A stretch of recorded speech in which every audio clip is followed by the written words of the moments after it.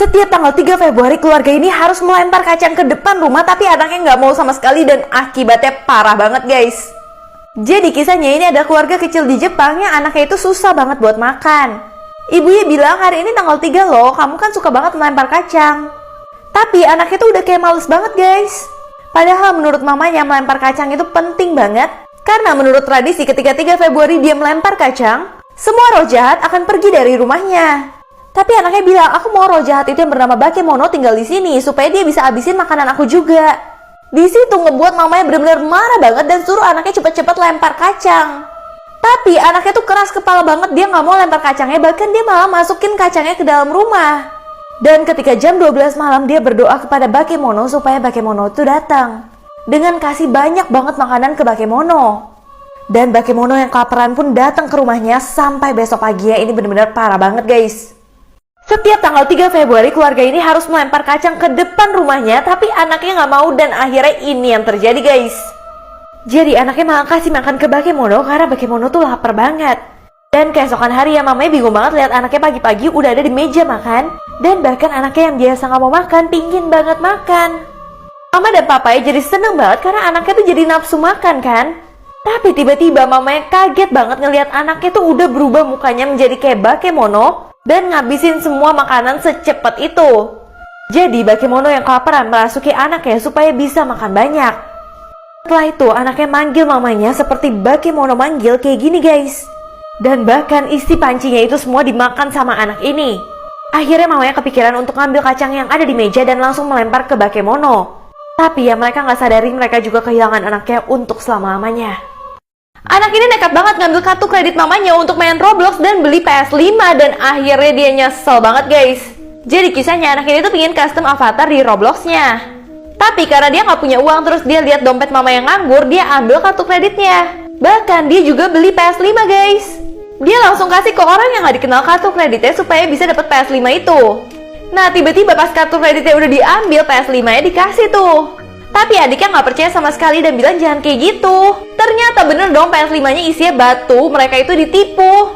Sampai malam-malam dia merasa bersalah banget ketika mamanya itu ditelepon sama pihak bank karena kartu kreditnya udah dibelanjakan ke barang-barang yang mahal banget. Di situ mamanya benar-benar marah banget. Terus mamanya nanya, apakah kamu ambil kartu kredit aku? Ternyata mamanya itu udah tahu dari awal kalau misalkan dia ngambil dan ini bikin kaget banget. Ternyata selama ini mamanya udah tahu kalau misalkan dia ngambil kartu kredit mamanya untuk main game Roblox dan abis ini mamanya kasih tahu sesuatu yang bikin dia kaget banget.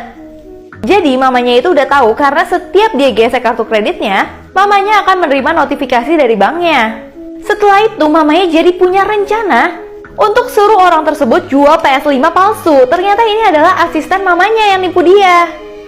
Di situ dia bener-bener kaget banget dan gak ngerti apa yang terjadi. Ternyata mamanya mau kasih pelajaran ke anaknya dengan berusaha untuk menjebaknya. Dan ternyata mamanya udah beliin dia PS5 beneran. Tapi karena dia nakal dan telah ngambil kartu kredit dari mamanya, PS5 itu dikasih ke adiknya yang jujur banget. Di situ dia bener-bener nyesel banget karena dia udah ngambil kartu kredit mamanya tanpa izin. Dan adiknya malah mendapatkan semua yang dia inginkan. Istri yang cantik ini kaget banget karena menangkap suaminya selingkuh dengan dirinya sendiri. Kalian juga pasti kaget sih guys sama akhirnya. Jadi kisahnya istri ini sering banget chattingan sama teman online-nya.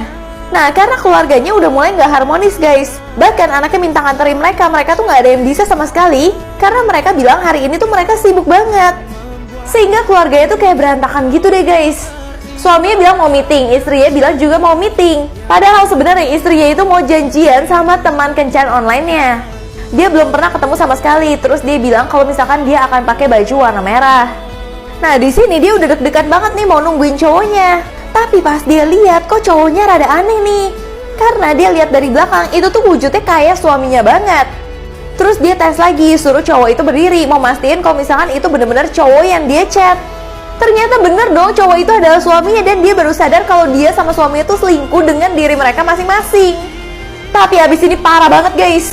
Wanita ini lagi mau selingkuh, tiba-tiba selingkuhannya itu adalah suaminya sendiri dan ini yang dia lakuin guys. Akhirnya mereka saling lihat satu sama lain dan saling ketahuan. Tapi ternyata itu cuma ada di bayangan istrinya aja yang masih nunggu pacar online-nya. Karena dia merasa feeling dia udah gak enak sama sekali, dia coba chat suaminya dan suaminya bilang masih ada meeting. Akhirnya dia memutuskan untuk gak mau lagi pakai baju merah. Dia langsung ganti baju di toko yang ada di atas. Setelah dia udah ganti baju, dia nemuin pria itu dan ternyata benar aja pria itu adalah suaminya. Tapi dia itu berusaha memperbaiki hubungan dia, dan dia juga nggak mau ngaku kalau misalkan selama ini dia adalah selingkuhan dari suaminya. Anak ini pura-pura sakit karena dia mau bolos sekolah, tapi dia nyesel banget pas tahu hal ini.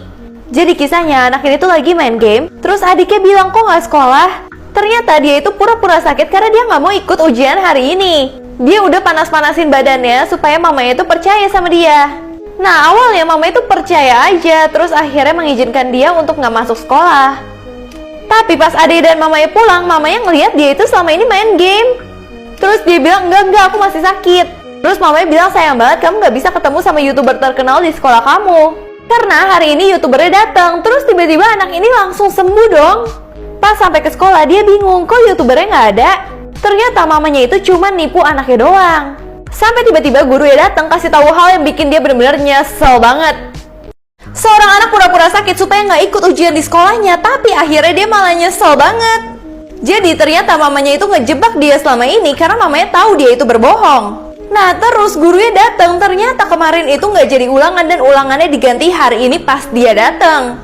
Di situ dia benar-benar panik banget karena dia nggak belajar sama sekali. Akhirnya bahkan dia mendapat nilai F. Terus tiba-tiba mamanya bilang kalau misalkan di belakang kamu ada Darman, itu adalah YouTuber favorit kamu. Tapi karena anaknya udah ketipu terus sama mamanya, anaknya nggak mau percaya sama sekali dan nggak mau nengok. Padahal di belakangnya persis ada YouTuber yang dia suka. Tapi karena dia nggak percaya lagi sama mamanya, dia nggak sempet dia lihat. Kalau dia tahu pasti nyesel banget nggak sih?